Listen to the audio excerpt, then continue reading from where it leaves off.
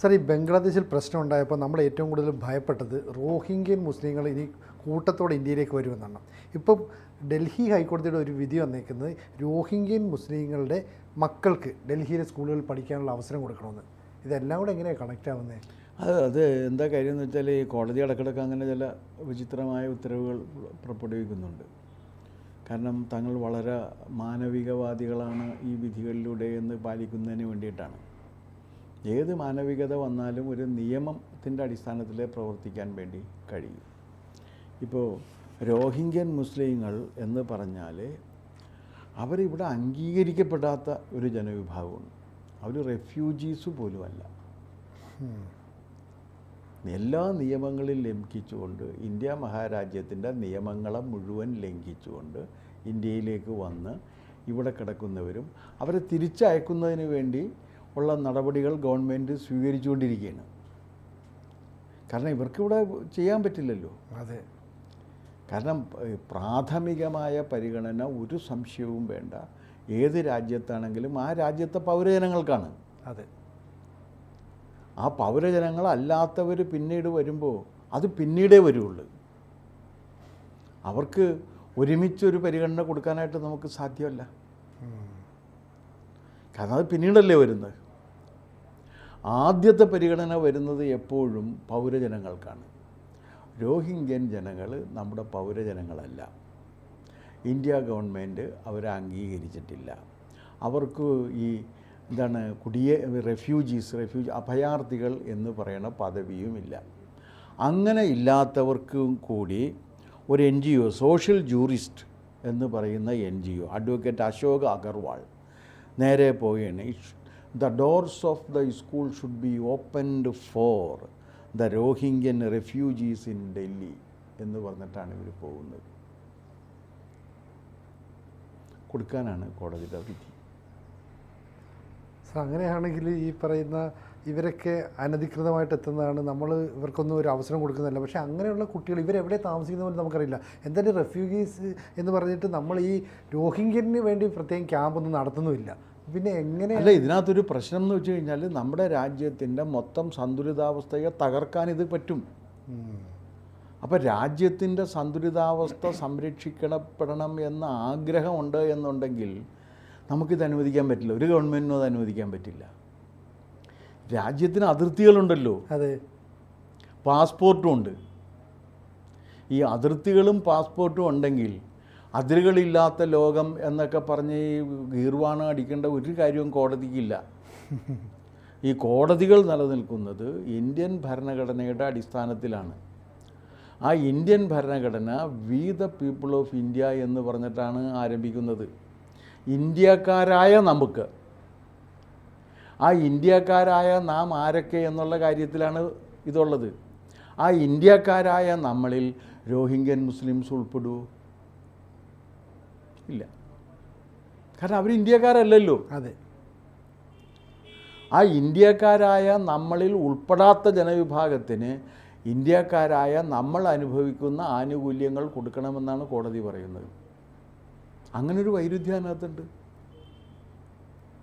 ഈ നിയമങ്ങൾ ആർക്കാണ് ബാധകം? ഈ നിയമങ്ങൾ ഇന്ത്യക്കാണ് ബാധകം, ഇന്ത്യൻ ജനതയ്ക്കാണ് ബാധകം, ഇന്ത്യയിലെ പൗരന്മാർക്കാണ് ബാധകം. അതിനപ്പുറത്തേക്ക് ആർക്കും അത് ബാധകമല്ലല്ലോ. ഇല്ല. അപ്പോൾ എങ്ങനെയാണ് ഈ റോഹിംഗ്യൻ മുസ്ലിങ്ങൾക്കും ഇത് കൊടുക്കണമെന്ന് കോടതി പറയുന്നത്? എന്തിൻ്റെ അടിസ്ഥാനത്തിലാണ്? ചില രാഷ്ട്രീയ നേതാക്കളും പറയുന്നുണ്ടല്ലോ, മറ്റ് രാജ്യങ്ങളിൽ നിന്ന് വരുന്ന, പ്രത്യേകിച്ച് ബംഗ്ലാദേശ് പോലുള്ള രാജ്യങ്ങളാണ്, അഫ്ഗാനും പാകിസ്ഥാനും, അങ്ങനെ വരുന്ന മുസ്ലിങ്ങളെയൊക്കെ നമ്മൾ ഇരു കൈ നീട്ടി സ്വീകരിക്കണം. സാം പിത്രോദ അടക്കം ഇത്തരം ചില കാര്യങ്ങൾ പറയുന്നുണ്ട്. അല്ല, ഒന്ന് സാം പിത്രോദ അത് പറയുന്നു എന്ന് വെച്ച് കഴിഞ്ഞാൽ, സാം പിത്രോദ ഇത് ഇന്ത്യക്ക് പുറം രാജ്യങ്ങളിൽ ജീവിക്കുന്ന കോൺഗ്രസ് സംഘടനയുടെ നേതാവാണ്. അതെ. സാം പിത്രോദ അതൊരു പ്രോ മുസ്ലിം സ്റ്റാൻഡ്, കോൺഗ്രസിൻ്റെ സ്റ്റാൻഡാണ്. അതുകൊണ്ടാണ് അദ്ദേഹം പറയുന്നത് അവിടെ നിന്ന് വരുന്ന മുസ്ലിങ്ങൾക്കെല്ലാം ഈ സൗകര്യം കൊടുക്കണമെന്ന് പറയുന്നത്. സാറ് നേരത്തെ പറഞ്ഞാൽ നെഹ്റുവിൻ്റെ കാലത്ത് തുടങ്ങിയ പ്രീണനത്തിൻ്റെ ഒരു തുടർച്ചയാണ് ഈ കാണുന്നത്. അപ്പോൾ അദ്ദേഹത്തെ സംബന്ധിച്ചിടത്തോളം അവർ വന്നു കഴിഞ്ഞാൽ അവർക്കത് കൊടുത്തേ പറ്റൂ. പക്ഷേ ഒരു കാര്യമുണ്ടെന്ന്, പാസ്പോർട്ടുണ്ട്, ഉണ്ടല്ലോ. അതെ. പാസ്പോർട്ട് എന്താണ് പറഞ്ഞത്? ഒരു രാജ്യത്തിൻ്റെ ഐഡൻറ്റിറ്റിയാണ്. ആ രാജ്യത്തിന് അതിർത്തികളുണ്ട്. ഉണ്ട്. ആ അതിരുകൾ ലംഘിച്ചുകൊണ്ട് ഇങ്ങോട്ട് അനധികൃതമായി വരുന്നവരെ അവരോട് എങ്ങനെ പെരുമാറണം എന്നുള്ള കാര്യത്തിൽ നമുക്ക് നമ്മുടെ നിയമമുണ്ട്. അതെ. ആ നിയമം ഇവിടുത്തെ പൗരജനങ്ങൾക്ക് ബാധകമാകുന്ന നിയമം ഇവിടുത്തെ പൗരജനങ്ങൾ അല്ലാത്തവർക്ക് കൂടി ബാധകമാണ് എന്ന തരത്തിൽ വ്യാഖ്യാനം കോടതിയുടെ ഭാഗത്തു നിന്ന് വരെയാണ്. അതാണ് പ്രശ്നം. അപ്പോൾ എങ്ങനെ വരും? സാർ, ലോകം മുഴുവൻ ഇല്ലീഗൽ റെസിഡൻസിനെ പുറത്താക്കാനായിട്ടുള്ള നടപടികൾ ശ്രമിക്കുന്നു. ട്രംപ് അതിനുള്ള ആക്കം കൂട്ടുന്നു. അല്ല, ട്രംപ്, നിങ്ങൾ ട്രംപിനെ എന്തിനാണ് ട്രംപ് എന്ന് പറഞ്ഞത്? ട്രംപ് എന്നല്ല, ലോകത്തിൽ ആർക്കും അത് ചെയ്യേണ്ടി വരും. കാരണം ഈ രാജ്യം നിലനിൽക്കണം എന്ന് ആഗ്രഹിക്കുമ്പോൾ ഈ രാജ്യത്ത് അവൈലബിളായിരിക്കുന്ന റിസോഴ്സ് ഉപയോഗിച്ചിട്ട് ഈ രാജ്യത്തെ ജനങ്ങൾക്ക് നിലനിൽക്കാനും അവർക്ക് ഉയരാനുമുള്ളൊരു സാഹചര്യം ഒരുക്കണ്ടേ? വേണം. ഇവർക്ക് പിന്നെ മറ്റുള്ളവർക്ക് കൊടുക്കുക. ഇല്ല. വി ദ പീപ്പിൾ ഓഫ് ഇന്ത്യക്ക്, ഇന്ത്യക്കാരായ നമ്മൾ തന്നെ ഒരുക്കി കൊടുക്കണ്ടേ? തീർച്ചയായിട്ടും. അങ്ങനെ ഒരുക്കി കൊടുക്കുന്നതിന് ആവശ്യമായ രീതിയിൽ നമ്മളൊരു വലിയൊരു ഭയങ്കര സമ്പന്ന രാഷ്ട്രമായി മാറിയിട്ടില്ലല്ലോ. നമ്മൾ വികസിച്ചുകൊണ്ടിരിക്കുന്ന ഒരു രാജ്യമല്ലേ. അതെ. നമുക്ക് അങ്ങനെ ഒരുപാട് സമ്പത്തുണ്ടെന്നുണ്ടെങ്കിൽ ഓക്കേ, അങ്ങനെ പറ്റുമോ? പക്ഷേ ഇങ്ങനെ കുടിയേറ്റക്കാർ വരികയും അവർ അതാത് രാജ്യത്തിൻ്റെ സ്വത്വത്തെ നശിപ്പിക്കുകയും ചെയ്യാണ്. യൂറോപ്പിൽ നമ്മൾ കണ്ടതാണ്. അതെ.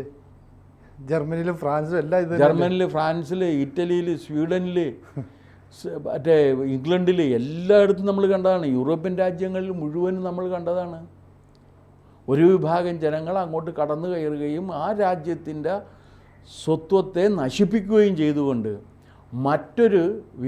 അവർക്ക് ഒട്ടും പരിചയമല്ലാത്ത ഭിന്നമായൊരു സംസ്കാരത്തിലേക്ക് അവരെ കൊണ്ടുപോവുകയും ചെയ്യുകയാണ്. അത് അടിച്ചേൽപ്പിക്കുന്നു. അപ്പോൾ ബംഗ്ലാദേശിൽ നിന്ന് വരുന്ന എല്ലാവർക്കും വേണ്ടി അങ്ങനെ വാതിൽ തുറന്നിട്ട് കഴിഞ്ഞാൽ ഇവിടെ ജീവിക്കാൻ പറ്റില്ല. ഇങ്ങനെ ഒരു ജനത, റോഹിംഗ്യൻ മുസ്ലിംസും ബംഗ്ലാദേശിലെ മുസ്ലിംസും തൊട്ട അയൽ രാജ്യങ്ങളിലേക്ക് യാതൊരു ലെവലും ഇല്ലാതെ കടന്നു കയറുകയും അവരെ സംരക്ഷിക്കണം എന്ന് വാശി പിടിക്കുകയും ചെയ്യുന്ന ഒരു രീതിയിലെ യുക്തി എനിക്ക് മനസ്സിലാകുന്നില്ല.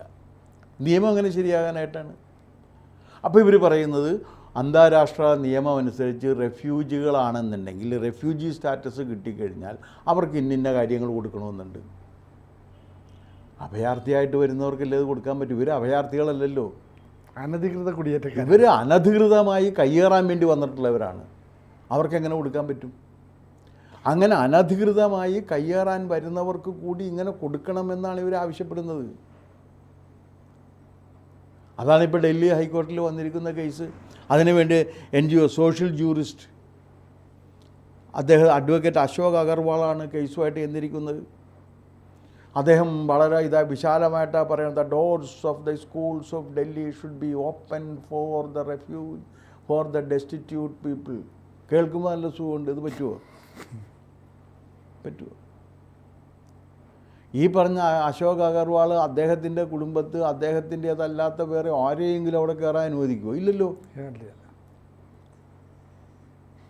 ഒരിക്കലും ചെയ്യില്ല. അത് എങ്ങനെയാണെന്ന് വെച്ച് കഴിഞ്ഞാൽ ഇത് ഷെഡ്യൂൾ കാസ്റ്റിന് വേണ്ടിയിട്ട് ഖാർഗെ കണ്ണീരൊഴിക്കുന്നത് ഇതുപോലെയാണ്. ഖാർഗെ അദ്ദേഹത്തിനുള്ള ശതകോടീശ്വരനാണ്. ആ ശതകോടീശ്വരനായ അദ്ദേഹത്തിൻ്റെ സമ്പത്തിൽ നിന്ന് എത്ര ശതമാനം ഇവർക്ക് വേണ്ടി കൊടുക്കുന്നുണ്ടെന്നുള്ള ചോദ്യത്തിനൊരു ഉത്തരവില്ല.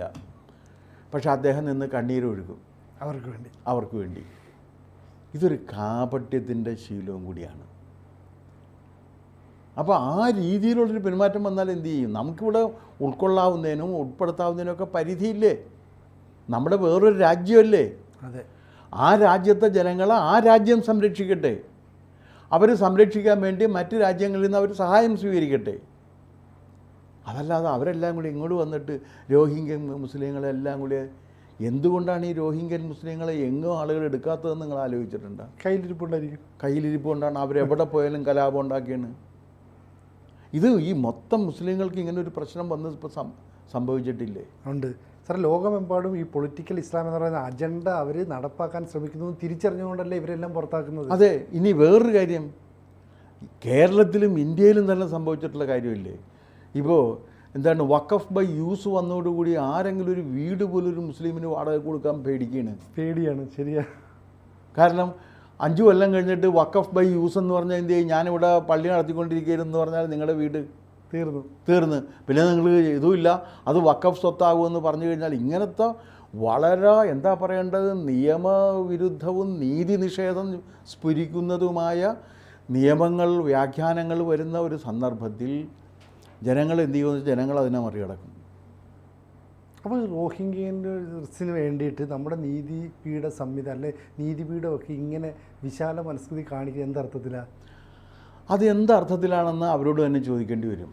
കാരണം എനിക്ക് തോന്നുന്നത് വളരെ പെട്ടെന്ന്, കാരണം ഇങ്ങനെ എല്ലാവർക്കും കൊടുക്കണമെന്ന് പറഞ്ഞു കഴിഞ്ഞാൽ ആർക്കും എന്ന് പറഞ്ഞാൽ വിശാല ഹൃദയനാണെന്ന് പറയില്ലേ? അതെ. മറ്റേ ഇതിനകത്ത് ആ ഒരു സിനിമയിൽ പറയുന്നില്ല, ഒരു വിശാല ഹൃദയനായ ആശാൻ ഗോപാലകൃഷ്ണനോട് ക്ഷമിച്ചിരിക്കുന്നു എന്ന് മറ്റേ ഇന്ദ്രൻസ് വായിക്കുന്നത് പോലുള്ളൊരു വായനയ്ക്ക് അപ്പുറത്തേക്ക് ഇതിനൊന്നും അർത്ഥമുണ്ടെന്ന് എനിക്ക് തോന്നുന്നില്ല. കാരണം ഇതൊന്നും ഒരു രാജ്യത്തിനും ഇതൊന്നും എൻ്റർടൈൻ ചെയ്യാൻ സാധ്യമല്ല. കാരണം നമ്മുടെ രാജ്യത്തുള്ള വി ദ പീപ്പിൾ ഓഫ് ഇന്ത്യക്കാരായ ആ കുട്ടികൾക്ക് എല്ലാവർക്കും ഇവർ പറയുന്ന രീതിയിലുള്ള വിദ്യാഭ്യാസം എത്തിച്ചു കൊടുക്കാൻ നമുക്ക് ഇപ്പോഴും കഴിയുന്നില്ലല്ലോ. ഇല്ല. ഇപ്പോഴും നമുക്ക് എഫക്റ്റീവായ ഒരു വിദ്യാഭ്യാസ സിസ്റ്റം നമ്മുടെ ഗ്രാമാന്തരങ്ങളിൽ ഉണ്ടാക്കാൻ കഴിഞ്ഞിട്ടില്ല. അതിനുവേണ്ടി നമ്മൾ പരിശ്രമിച്ചുകൊണ്ടിരിക്കുകയാണ്. എല്ലാ രംഗത്തുമുള്ളവർ ഒരുമിച്ച് നിന്നുകൊണ്ടാണ് അത് പരിശ്രമിക്കുന്നത്. ആ സമയത്താണ് പറയുന്നത് നമ്മൾ വിശാല ഹൃദയരായിട്ട് ഇവർക്ക് വേണ്ടി ഇത് കൊടുക്കണം എന്ന് പറയുന്നതിൽ യാതൊരു യുക്തിയുമില്ല. പക്ഷേ കോടതി അത് എൻ്റർടൈൻ ചെയ്യാണ്. എന്ത് ചെയ്യാൻ പറ്റും നമുക്ക്? ഇത് കോടതി ഇത്തരം കാര്യങ്ങൾ വരുമ്പോൾ കോടതി ആലോചിക്കേണ്ട വിഷയങ്ങൾ കോടതി ആലോചിക്കുന്നില്ല. ഇതെങ്ങനെയാണ്? ഇവർക്കല്ലേ ഞാൻ ചോദിക്കട്ടെ, പ്രയോറിറ്റി ആർക്ക് കൊടുക്കണം? ഇന്ത്യക്കാരായ ദരിദ്രർക്ക് കൊടുക്കണോ, രോഹിംഗ്യൻസിന് കൊടുക്കണോ? നമ്മുടെ നാട്ടിൽ ജനിച്ചു വളർന്നവർക്കല്ലേ പ്രൈമറി. പിന്നെ അത് കൊടുക്കണ്ടേ? ഈ വിഭവങ്ങൾക്ക് മേൽ അധികാരമുള്ളവരവരല്ലേ? അതെ. ഈ വിഭവങ്ങൾക്ക് മേൽ അധികാരമില്ലാത്തവർക്ക് വേണ്ടി ആ വിഭവം മുഴുവൻ കൊടുക്കണമെന്നാണ് ഇവർ ആവശ്യപ്പെടുന്നത്. അതിലെന്ത് യുക്തിയാണ് ഉള്ളത്? അപ്പോൾ പറയും അന്താരാഷ്ട്ര നിലവാരം അങ്ങനെയാണ്. അന്താരാഷ്ട്ര നിലവാരം അങ്ങനെയാണെങ്കിൽ ഇപ്പോൾ ഇത് ട്രംപ് അത് ചെയ്യുന്നില്ലേ? ട്രംപ് എല്ലാവരെയും പറഞ്ഞുവിടുകയല്ലേ? വിധികൾ ഇങ്ങനെയൊക്കെ വരുന്നുണ്ട്. നമുക്ക് കാത്തിരിക്കാം ഇനി കോടതി എന്ത് നിലപാട് സ്വീകരിക്കുന്നത്. കാരണം നീതിപീഠമാണല്ലോ നമുക്ക്.